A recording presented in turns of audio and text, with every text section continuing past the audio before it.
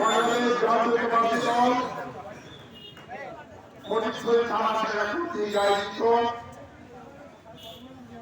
আজকে সকল কর্মসূচি শেষ কর্মসূচি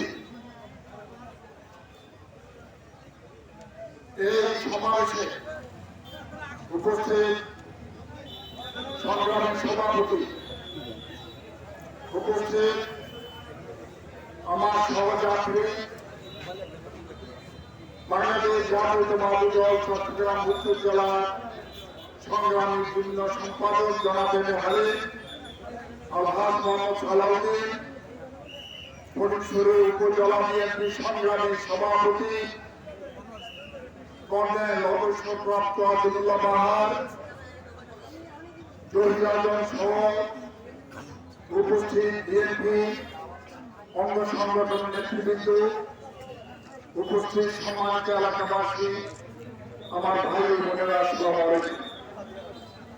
আজকে চট্টগ্রাম জেলা মান্দা এলাকার মতো ফটিকছড়ির বন্যা প্রভাবিত জনগণের পাশে দাঁড়ানোর জন্য বাংলাদেশ জাতীয়তাবাদী দলের নেতৃবৃন্দের সাথে আমি এসেছি।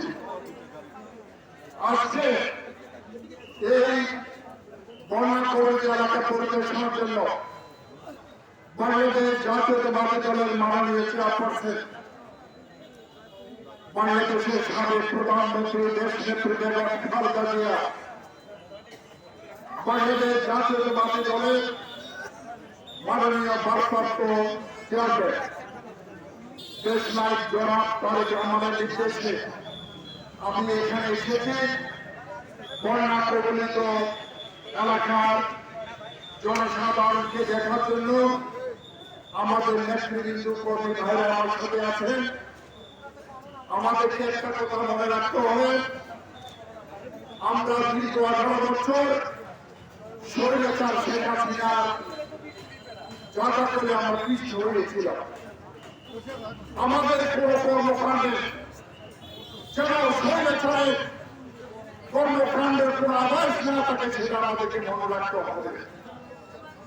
আমরা আজকে বন্যা প্রভাবিত এলাকা জনগণের পাশে রেখে মানুষের দুঃখ সেবা দূর করার জন্য আমাদেরকে কাজ করতে হবে।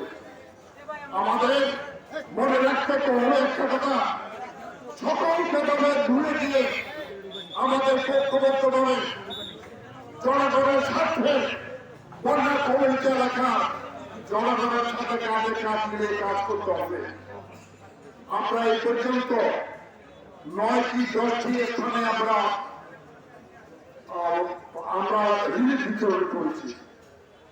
আগামীকালকেও পরশুদিনে আমাদের কর্মসূচি আছে। আমরা চাই জনগণের সাথে থেকে আমরা দীর্ঘদিন বাংলাদেশ জাতীয়তাবাদী দলের নেতা কর্মী সহ সাধারণ মানুষ এলাকায় সহজভাবে চলাচল করতে পারে। বর্তমান সময়ের সাথে সরকারের পতনের পরে আমরা সবাইকে নিয়ে সুখী সমৃদ্ধশালী সমাজ ব্যবস্থা করতে হবে। সবাইকে নিয়ে ঐক্যবদ্ধভাবে আমাদেরকে কাজ করতে হবে।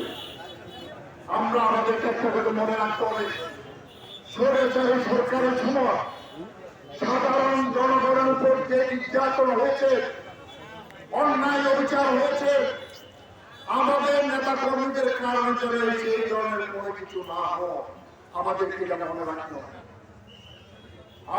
আমরা দেশনেত্রী বেগম খালেদা জিয়া, শহীদ প্রেসিডেন্ট জিয়ার আদর্শে আমাদের মাননীয় ভারপ্রাপ্ত চেয়ারম্যান দেশনায়ক তারেক রহমানের নেতৃত্বে বাংলাদেশে একটু সুন্দর সমাজ ব্যবস্থা গ্রহণ করার জন্য আমরা অভিযান কাজ করে যাব।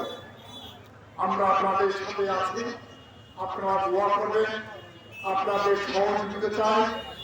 একটি শান্তিপূর্ণভাবে সহ অবস্থানের মাধ্যমে আমরা একটি সমৃদ্ধশালী সমাজ ব্যবস্থা করতে পারি।